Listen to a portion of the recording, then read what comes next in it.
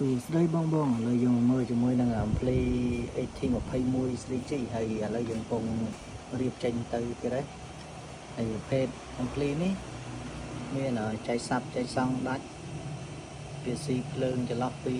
5W ដល់ 36V ហើយប្រភេទនេះគឺប្រភេទ 1821 F ចឹងបងចង់រៀបជាឈុតអីមានហើយតែមួយចេះក៏មានលក់ដែរ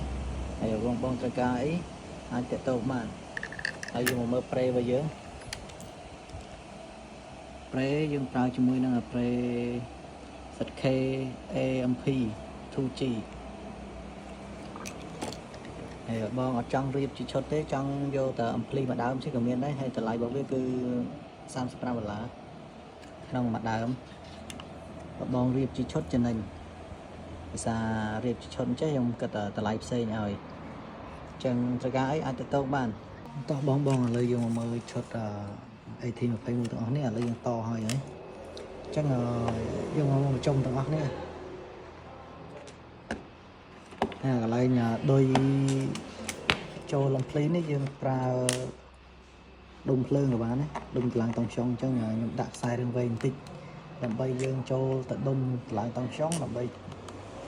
មកតឡើងមកអំភ្លីនេះប្រើជាមួយនឹងអំភ្លីអញ្ចឹងអានេះដូចចូលក្នុងអំភ្លីរបស់យើងដីមួយខ្សែនេះទៀតគឺសម្រាប់ចូលថ្មអញ្ចឹងមានទាំងអស់4ខ្សែចឹងអាខ្សែវែងនេះខ្ញុំទុកខ្សែវែងដើម្បី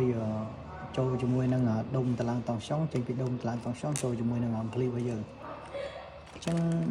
វីដេអូយើងមានតែប៉ុណ្្នឹងហើយមើលមកជុំទាំងអស់គ្នាទឹកដៃអត់ទៅស្អាតប៉ុន្មានទេអាចទទួលយកបាន